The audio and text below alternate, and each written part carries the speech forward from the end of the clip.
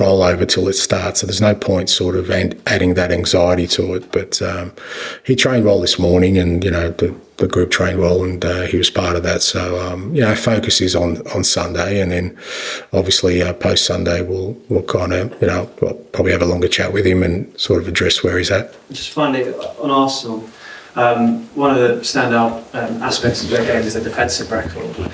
You're obviously coming to a new club, or relatively in the last year, with a lot of new signings, and you play very attacking football. But do you anticipate over the coming weeks and months this season that the defensive record will improve over more time? I don't know. I mean, I don't think we've been terrible defensively so far this year. I mean, we've conceded 3 goals and but limited the opposition to fairly few chances. I think we'd almost be top of the league in terms of chances created by opposition. So defensively, I think we've been okay. We've just had a couple of lapses, obviously, but it's the nature of football, mate. If you're going to be more attacking, you're going to have more gaps the other way. I mean, I get it. People say, we want you to be more attacking, but we want you really solid defensively. So we're talking about perfection. That doesn't exist with anyone. So we're erring on the side of being more attacking, aggressive, which is going to mean we maybe concede more than others, but that's fine. I'm comfortable in that space. The key to that is to score more goals than the opposition, which we haven't done so far. Jason? Just going back to that game against City, obviously your frustrations are very understandable in the atmosphere and so on, but now you're playing Arsenal rather than trying to stop Arsenal. How much pressure did that put onto you now get a good result? All the fans are looking at it thinking, come on, they'll be playing Arsenal, go and beat them. And also, how do you reflect upon those comments now? I know you mentioned it a little bit before, but how do you reflect upon them now? Yeah, I don't feel any more pressure, because I felt the same pressure in that game. I want to win every game. It doesn't change for me. I don't care. I don't care who I'm playing, mate. Let's go out there and play each other. I'm going to want to beat you. I may not, but I'm going to want to. No, I don't know. You look pretty solid to me, and a bit more fit. So, but I just want to win, mate. It doesn't change for me. And I think the key to success is, I really would hate to think that I've got players in the dressing room who want to win this game more than any others, or prepare differently, or try harder in this game than any other, because that's not the way forward. Irrespective, we understand the significance of it, because if we do win, our supporters will be over the moon. I understand that. And if we don't win, they're going to be devastated. But if we prepare this game differently than any other, then I'm disappointed, because I want to win every time. And it's the only way you can be successful. So I make no apologies for that. I'm not going to prepare any different for this game than I did against Newcastle. I will against Coventry on Wednesday. I want to win all the time. And I want our club to win all the time. And if you do that, then when you beat your rivals in a big derby game, everyone gets excited and everyone feels great. But I want more than that. That's not what I'm after. Do you think fans need to get over that as well, then? No, fans can. I've said a million times, fans can feel the way they want to. It's their club. They can be as happy or as disenchanted or as optimistic or as pessimistic as they want. That's my role, is to try and give them a team that gives them hope, belief, and joy. That's it. But I'm not going to tell them how to feel, or whether if they want to win this game more than any other game, then good on them. That's up to them. But it's not me. It's not who I am. Thank you, Matt. Ange, do you feel like you could do with a big win against a big team to restore some faith in what you're trying to do? Restore some faith with who? Well, from the audience, the people from the outside, supporters. I'm just thinking, a flying start last season, problems in the middle, which we kind of all understand. You haven't really won a big one since Villa, which seems like a while. Yeah, well, we had a summer in the middle, so So look, I don't know. Look, I mean, I'm not really sure. Look, if people have lost faith, in what we're doing, then again, I cannot let that be my guide to what we're doing. My guide is what I see on a daily basis, the way we play our football, the way the team's growing, and I'm as optimistic and as bullish as I've ever been. Is it important to win big games? Absolutely, I want to win big games, but it doesn't, again, we won some big games early last year. It doesn't mean that that's going to get you to where you want to. There's got to be a consistency in approach, but I haven't. There's nothing I've seen that's made me waver in my belief about what we're doing. Now, whether that externally is reflected by people's, as you said, faith or belief, again, there's only one way we can sort of change that if people have lost faith in sort of what we're doing here, and that is to perform and win. Do you believe in such a thing as it's like one win being bigger than another on any sort? No, I don't, because I know that teams that win things win all the time. They don't pick and choose. You can't pick and choose. Small teams do, because that's where the only victory, true victory, relies. Yeah, because they think, well, we can't win the competition, but if we get a couple of big scalps. Mate, I was with Australia for a long time. That was the mentality, let's knock off a big gun because we can't win a World Cup. I don't subscribe to that. Winners go, you know what, who's in front of us, let's win. And that's the way I am, and that's the way I think. So I don't think one win is bigger than any other or more significant than any other.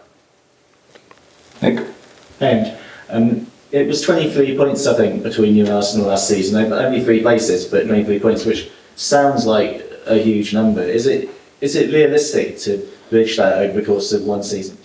Don't know, but it's a fair reflection. I think you're right. I mean, and that's what I looked at the end of last year. As much as, we finished 5th, not far off, game off 4th, but when you look at the difference between us and the top 3, there's still a significant gap there that we need to bridge, and that's what I'm trying to bridge. And no, that won't happen quickly, but at the same time, I think we need to chip away at it if we want to, because, I mean, I get it, everyone talks about final positions and if we finish 4th, that's an improvement on last year, but if we finish 4th and 25 points behind, have we really bridged the gap to where ultimately our destination is? So then no. So there is a difference between us but again, they're further down the road than us as well.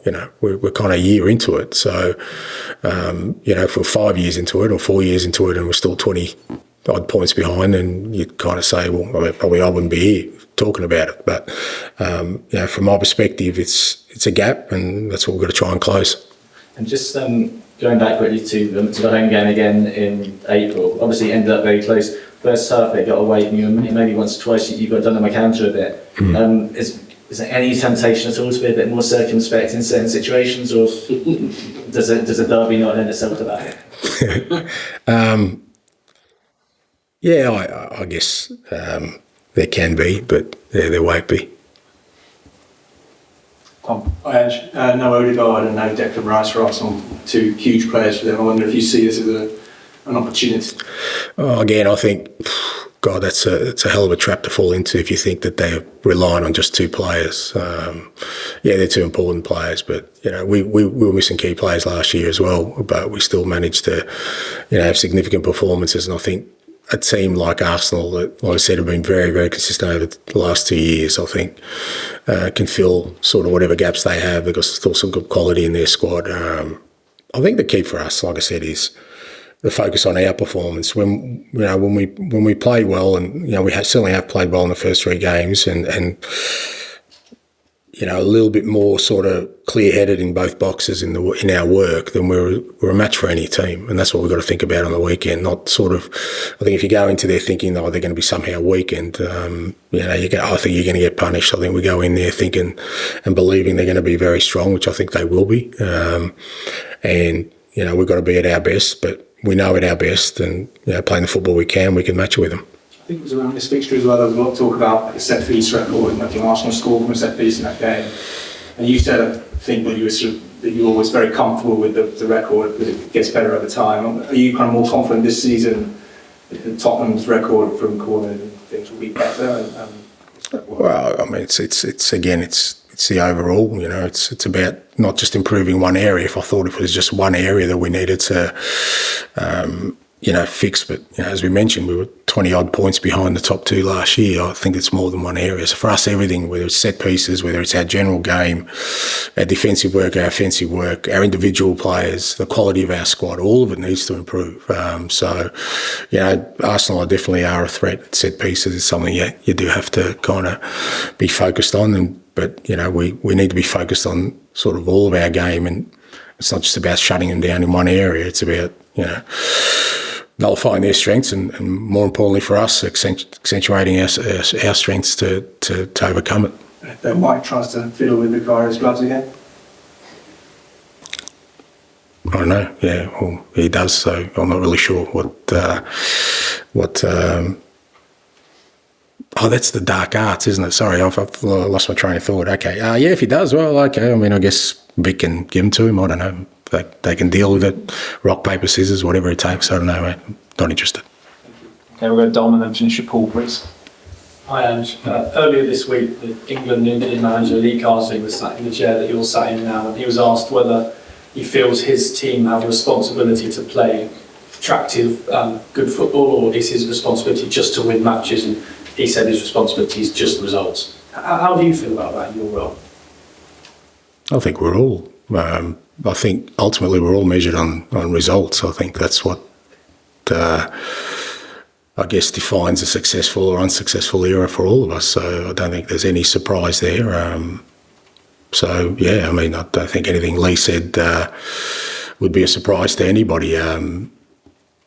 Irrespective of what I do, if the results aren't there, I'm sure all of you will be saying, well, you know what, it's an unsuccessful period, time for a change. So it's all about results. Now, how you get those results, that's kind of that's the secret sauce, mate, you know, that we all do it different ways. So my way's a certain way, others there isn't a way, but I do what I do because I want to get results. I want to win games of football and be successful. Thanks. Paul? What do you think the most important factor will be for your team to one day close that gap? So is it going to be a combination of things? Yeah, I really do, and that's not kind of, like I said, real success cannot lie in just sort of one little magical thing. I just think there needs to be more substance to it. Everything I've kind of earned in my career, I've worked damn hard for, and I haven't found an easy way to do it. If one does exist, you know, maybe somebody will, pass that on. But I just think it's a whole range of things that you need to improve because, like I said, these aren't small differences when you're kind of in the cold light of day, and you have to acknowledge that. That's the starting point. You know, if you think that there isn't a massive gap, then you kind of, I think it defeats the purpose. But that shouldn't daunt you either to think that it's insurmountable. I certainly don't think it is. I think, you know, that gap that exists between us and the top teams is we can bridge, and we can bridge very quickly if we, you know, stay disciplined, stay focused on what we're trying to do, improve our squad, improve the way we play our football, allow our group to learn to win and win on a consistent basis and what that requires. And that sometimes means missteps along the way. And so I've always felt that, you know, anything you get in this game is hard-earned. I really believe that. And for us, we're in that stage of, you know, having to earn that. And it's not going to come easy. It's going to be a challenge for us. Do you ever point to teams like this when you play games like this and say to your players, this is the level you need to get at, these are the games where you know your biggest lessons? Yeah, I think it's a great measure, but again, it's not just about winning, you know. And I, even though I'm kind of contradicting myself from my last answer where it is about results, because you can win a game like this and walk away going, you know what, they played us off the park in reality. I've always said, go out there against the best and perform. That's your best measure. Now, hopefully you win the game as well, because that's ultimately that's what you want to do. But if we go out there tomorrow on Sunday and dominate this game, create more chances, limit their chances, like really nullify them, I think irrespective of the result, the players walk off, go, okay, all right, next time we'll have another crack at them. And I think that's where the real kind of belief comes from. I've always felt that. So yeah, they're a good measure for us, not just in winning the game, but can we play our football against them and walk off the pitch saying, okay, we really took it to the top team and hopefully won with a convincing performance. And despite the gap and the fact that they're further down the line in the process than you, there must be areas of your team and things that your team does that you think you do better than ours. What do you think? Yeah, look, I don't know if we do. And again, I don't really line us up against a specific opponent. It's against the competition, and I do. I think, you know, there are certain things we're already, I think, really close to being the best in competition. I think the way we press and counter press is, I don't think there's many teams that do that as well as us at the moment. You know, the way we can sort of play through pressure, I think, is right up there as well. So there are things that against the competition that we measure ourselves where, we're in a good space. And so that gives us an area to focus on the weekend to say, well, look, if we're better than most in this area, let's really make sure we bring our A game for that part of the performance, and then hopefully the other stuff kicks in as well. Okay, thank you very much. Thank you. And sorry, I've made a quick. How long are we going to be without Richarlison? Still a while, mate. Yeah, he's in rehab. We're going to take it a bit conservatively with him this time. Yeah. Sunday. Thank you. Thanks.